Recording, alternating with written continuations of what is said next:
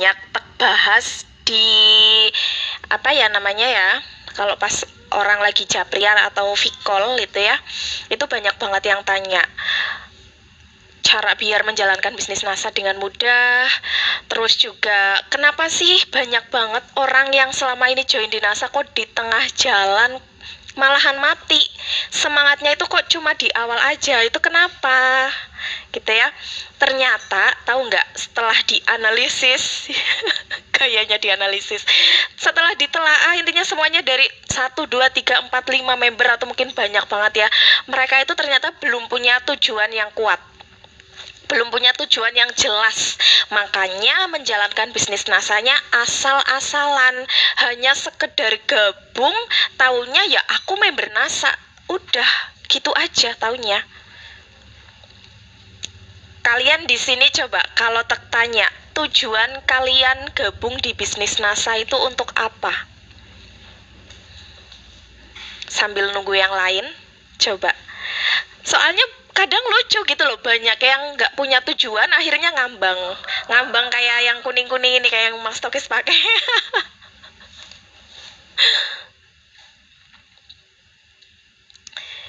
Ini yang dari Kalimantan baru pada hadir, dari Lampung juga.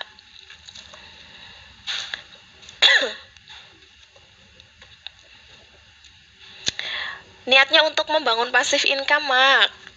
Untuk membahagiakan orang tua, oke.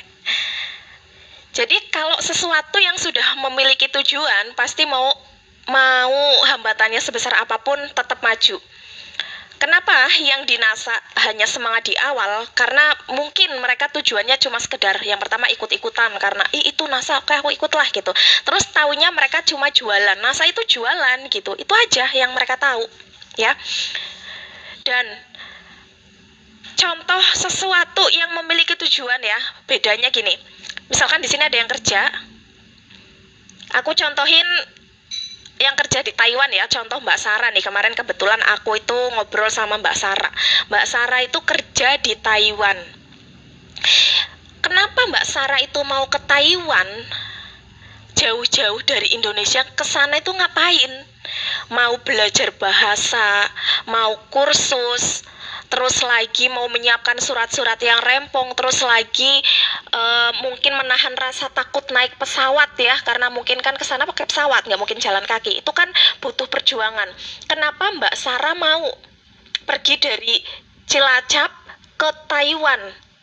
Kalau Mbak Sarah nggak memiliki tujuan, pasti nggak bakalan mau. Ngapain belajar bahasa Taiwan susah-susah? Ngapain rempong-rempong naik pesawat ke sana jauh-jauh, jagain pasien, beres-beres rumah kayak gitu? Kan nggak mungkin tanpa tujuan. Karena Mbak Sarah punya tujuan. Tujuannya apa? Untuk bekerja di sana agar mendapatkan gaji. Dan ini juga terjadi sama aku dulu waktu masih kerja di pabrik. Rela dari Kawunganten, bocah kecil umur 18 tahun, cuma bawa uang 50.000 aja, itu pun hasil ngutang ke supir travel lagi waktu itu, 50.000. Ke Jakarta nekat ya, pertama untuk cari kerja, dan itu kerjanya yang penting senemunya. Jadi Mas Tokis dulu sempat jadi ART dan babysitter juga ya, pernah jadi tukang jus juga di Jakarta, sambil waktu itu sambil nyari kerjaan-kerjaan yang di pabrik-pabrik, dan akhirnya masuk ke pabrik. Kalau aku waktu itu nggak punya tujuan yang jelas, nggak mungkin aku mau rela ke Jakarta, anak kecil ya, baru lulus SMK sendirian ke sana, nggak punya teman sama sekali, kerja ke orang yang tadinya sama sekali nggak kenal, terus di kota orang sama orang lain gitu ya. Itu kan dijalanin demi apa? Biar aku tuh punya uang, biar aku gajian gitu. Terus sama lagi, kayak misalkan teman-teman di sini yang pada kerja di pabrik atau mungkin pernah kerja, setiap hari rela pergi pagi, pulang malam, bahkan lembur.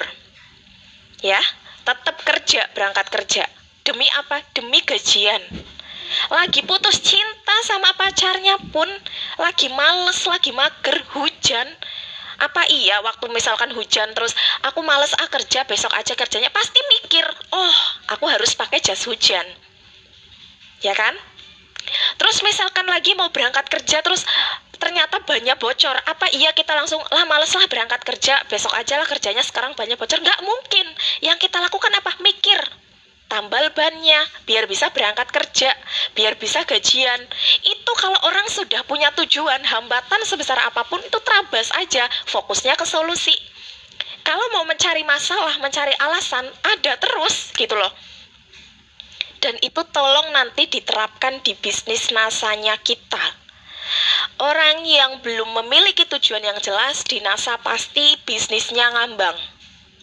Sekedar ikut-ikutan, sekedar oh ini aku member NASA loh, kayak gitu. Taunya jualan tok. Makanya ayo bareng-bareng di sini, bismillah ya. Ini yang udah nyimak live-nya Max Tokis, kita semuanya. Yang pertama, niatkan untuk beribadah. Apapun agama kita, kalau diniatkan karena Allah, karena Tuhan kita masing-masing, pasti legowo. Untuk bermanfaat bagi banyak orang kalau berbisnis ya. Karena kalau tujuannya, maksudnya kalau niatnya itu belum lurus, ya pasti nggak bakalan bisa. Apalagi orientasinya cuma uang. Saat kita nggak mendapatkan uang di bisnis ini, misalkan belum closing atau mungkin menjelaskan ke orang lain, dia belum mau join, terus kita merasa gagal. Itu kalau niat kita itu belum lurus. Jadi bismillah ya, niat kita sekarang ayo bareng-bareng ucap bismillahirrahmanirrahim.